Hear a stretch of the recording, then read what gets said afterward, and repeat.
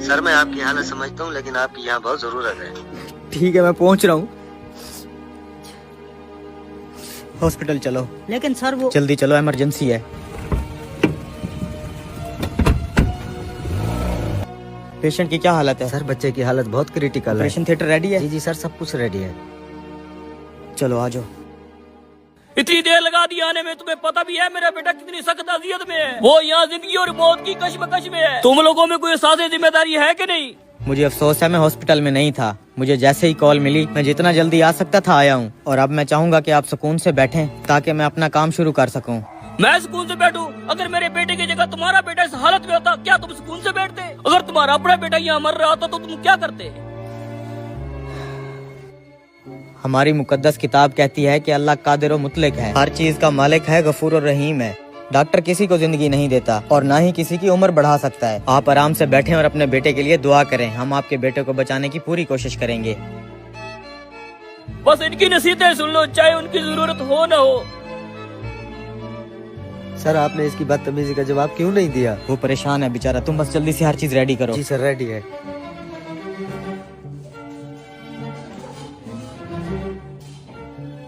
पता नहीं क्या हो रहा होगा मेरे बेटे के साथ। सिर्फ इस डॉक्टर के लिए आने की वजह से अंदर मेरा बेटा तड़प रहा होगा।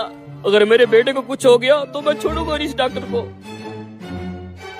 सर बहुत हिम्मत वाले हैं आप। जिन हालात में आप थे और आप यहाँ आ गए, बहुत बड़ा दिल है आपका।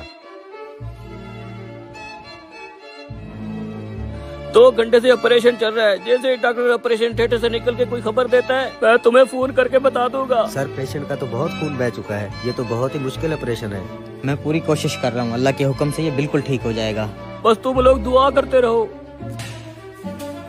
आपका बेटा अब खतरे से बाहर है। अगर मजीद कोई सवाल हो तो इन डॉक्टर साहब से पूछ लीजिएगा।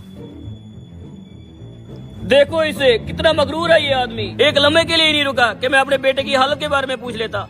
बस करो भाई, कल डॉक्टर साहब का बेटा ट्रैफिक हादसे का शिकार होकर फोत हो गया था। जब डॉक्टर साहब को हमने तुम्हारे बेटे की खबर दी तो वो अपने बेटे की तदफीन की तैयारी कर रहे थे।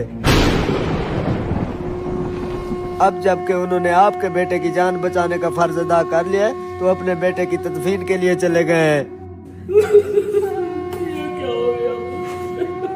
कभी किसी पर बेजा तनकीद ना करो, क्योंकि तुम नहीं जानते कि दूसरे की जिंदगी कैसी है और वो किन मुश्किलात में मुब्तला है।